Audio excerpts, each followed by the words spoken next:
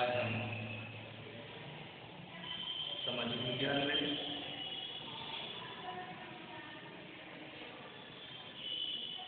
महाजनपद काल अध्याय 5 महाजनपद काल को पढ़ेंगे।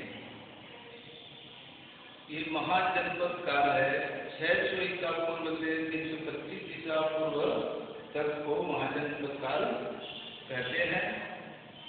भारत में 600 ईसा पूर्व अर्थात आज से लगभग 2600 वर्ष पहले के काल को महाजनपद काल कहा जाता है। इस काल के भारत में अनेक छोटे बड़े राज्य एवं गणराज्य बने। इस समय अनेक नए धार्मिक विचारों की शुरुआत भी हुई, साथ ही खेती, व्यापार, उद्योग, है ना, एवं नगरों का विकास हुआ। इसी प्रकार राजनीतिक एवं सामाजिक क्षेत्र में भी इस काल में कई महत्वपूर्ण बदलाव आए। ये बदलाव किस प्रकार के थे और किन कारणों से आए, इसका हम इस अध्याय में अध्ययन करेंगे।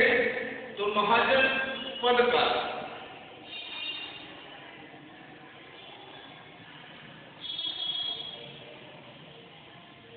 धीरे धीरे अभी हम जैसे गंगा यमुना नदियों के मैदान में खेती होने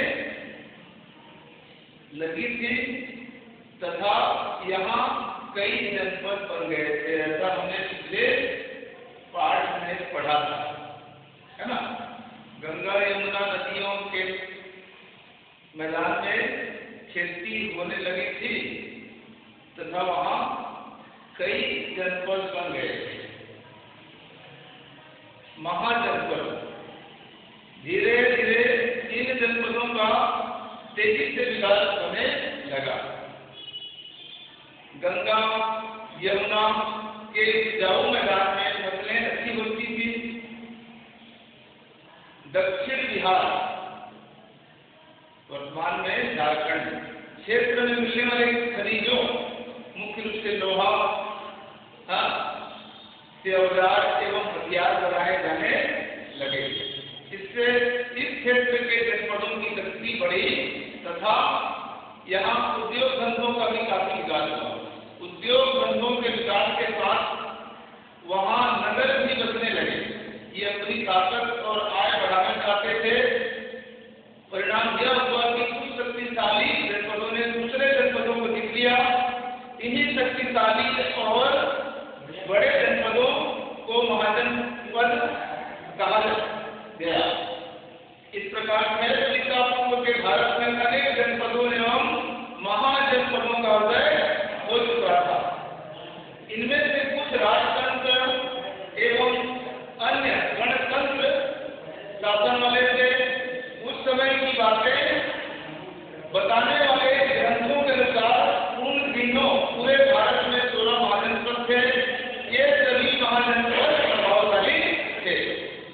इन महाजनपदों में से हम कहे काशी, कोरसर, मगध आदि के राजतंत्र शासन की व्यवस्था थी। इस व्यवस्था में शासन राजा द्वारा किया जाता था। इसमें राजा का पद वंशानुगत होता था तथा राजा के मरने के बाद उसका बड़ा बेटा राजा बनता था। लेकिन बच्ची वैशाली शासकीय कपिल वस्तु, है ना। आज महाजनपदों में गणतंत्र शासन की व्यवस्था थी। गणतंत्र शासन व्यवस्था में शासन एक ही वंश के पुरुषों की एक सभा के द्वारा किया जाता था। यह सभा अपने सदस्यों में से किसी एक को कुछ समय के लिए राजा भी चुन लेती थी। राजा का यह पद वंशानुगत नहीं होता था। गणराज्य के अंतर्गत आने वाले दूसरे वर्ग के लोग, महिलाएं, दास, व्यापारी आदि का शासन चलाने में कोई योगदान नहीं दिया जाता था। गणतंत्र शासन की यह व्यवस्था कुछ छोटे गणतंत्रों में बहुत लंबे समय तक चलती रही, मगर वर्षी जैसे कुछ महत्वपूर्ण गणराज्यों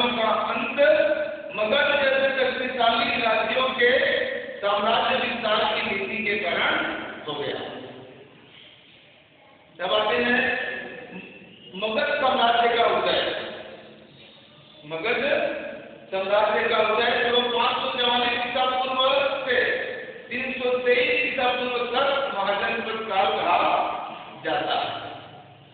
इस काल की शुरुआत में गंगा नदी की घाटी में कौशल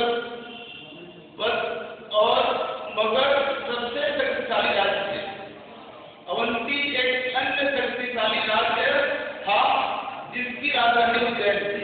वे अपने अपने राज्यों की सीमाओं को बढ़ाने के लिए आपस में लड़ते रहते थे, लेकिन अंत में सबसे शक्तिशाली राज्य के रूप में मगध साम्राज्य का उदय हुआ, जिसमें अनेक राजा एवं गणराज्य हुए।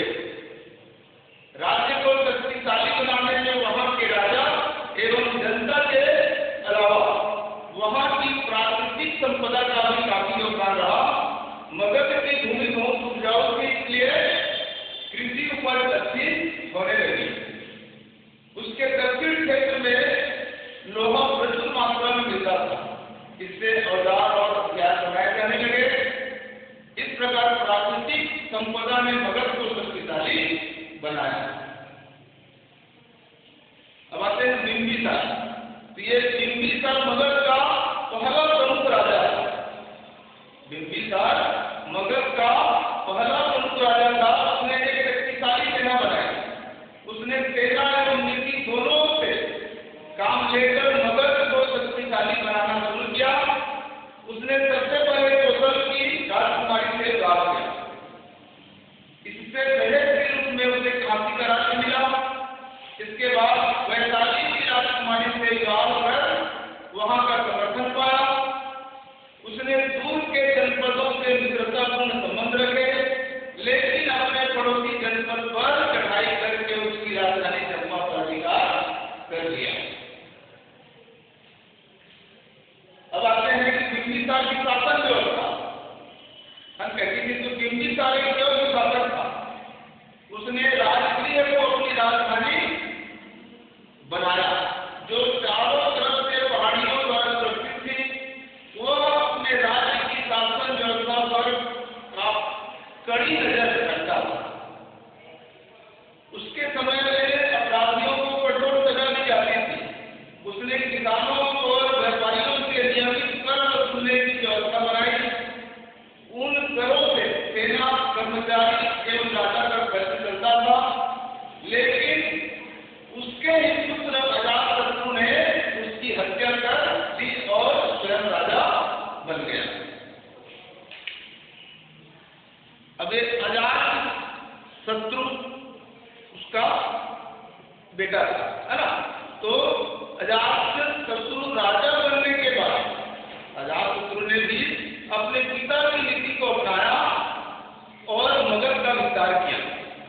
उसने बद्री गणतंत्र में फूट डालकर उसे अपने राज्य में मिला लिया। उसके शासनकाल में राजगृह के निकट सप्तपर्णी गुफा में प्रथम बौद्ध सम्मेलन हुआ था। अजातशत्रु के बाद मगध में और कई राजा हुए जिन्होंने मगध राज्य का विस्तार किया। अब आते हैं नंदवंश। नंदवंश, तो इस वंश का पहला शासक महापद्नंद था। उसने अपनी विशाल सेना के बल पर उत्तर भारत के कई राज्यों तथा दक्षिण में कलिंग, उड़ीसा को भी जीत लिया। इस समय तक मगध राज्य विस्तृत होकर साम्राज्य का रूप ले लिया था। नंदवंश का आखिरी राजा धनानंद था। वह कर वसूलते समय अपनी प्रजा पर बहुत अत्याचार करता, इसलिए प्रजा उससे काफी दुखी थी। इसी समय चंद्रगुप्त मौर्य ने चाणक्य की सहायता से मगध पर चढ़ाई कर युद्ध में धनानंद मारा गया। इस प्रकार मगध में मौर्य वंश की शुरुआत हुई। अब आते हैं महाजन पदों में जल जीवन कैसा था। तो महाजन पदों में राजा बहुत शक्तिशाली होता था। वो अपने राज्यों में शासन एवं न्याय करता था। अपनी सहायता के लिए वह मंत्री, सेनापति एवं अन्य कर्मचारियों की नियुक्ति करता था। इस समय गांव में एक मुखिया होता था, जो राजा एवं गांव लकड़ी का काम करता था। गांव के लोग मुख्य रूप से खेती एवं पशुपालन करते थे। इन गांवों में उद्योग धंधे जैसे शिल्पकारी है, कारीगरी, धातु कर्म, व्यापारी, पढ़ाई अधिक हुए। वे गांव धीरे धीरे नगरों का रूप लेने लगे। इनमें से कई प्रसिद्ध नगर हुए। उसमें है उज्जैन, है ना। उज्जैन कहाँ है? तो मध्य प्रदेश में चंपा, वैशाली, राजगीर, वो है आपका बिहार में, है ना। 8 नगर हुए। ये महानगर कहलाते थे। इन नगरों की खुदाई से पता चलता है कि यहाँ मकान लकड़ी, ईंट व पत्थरों से बनते थे। यहाँ तरह तरह की चीजें बनाने वाले कारीगर रहते थे। इन कारीगरों ने अपने अलग अलग संगठन बना लिए जिसे श्रेणी रहते थे। ये लोग अपनी श्रेणियों में रहकर काम करते थे। महाजन काल में व्यापार का भी खूब विकास हुआ था। पहले वस्तुओं के बदले वस्तुओं से ही लेन देन होता था, लेकिन इस काल में धातु, चांदी एवं तांबे के सिक्के का चलन शुरू हुआ। ये सिक्के धातु के टुकड़ों पर ठप्पा लगा करके लगाए जाते थे। ये अलग सिक्के कहलाते थे। सिक्कों के चलन से व्यापार काफी सुगम हो गया। इस समय सभी लोगों को कर देना पड़ता था। किसानों को अपनी उपज का 6वां हिस्सा कर के रूप में देना पड़ता था। यह काल धार्मिक रूप से भी काफी बदलाव का काल था।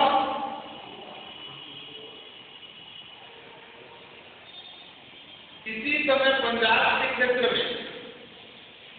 के क्षेत्र में कई छोटे बड़े राज्य बने हुए थे, है ना। महाजन काल में मगध साम्राज्य ने पूरे उत्तरी भारत में एक साम्राज्य स्थापित किया था। लेकिन इसी समय पंजाब के क्षेत्र में कई छोटे बड़े राज्य बने हुए थे।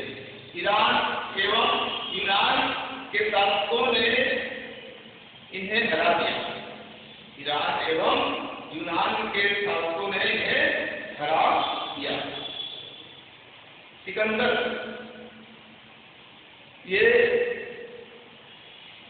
यूनान के मकदूनिया राज्य का राजा था।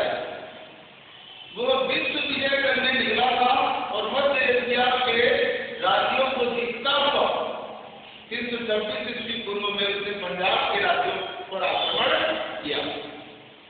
कुछ राज्यों को जीतने के बाद उसका सामना पंजाब के एक राजा औरत से हुआ। कहा जाता है कि हारने के बाद जब राजा औरत को सिकंदर के सामने लाया गया और सिकंदर ने उससे पूछा कि आपके साथ कैसा व्यवहार किया जाए, तब औरत ने उत्तर दिया, जैसा एक राजा दूसरे राजा के साथ व्यवहार करता है।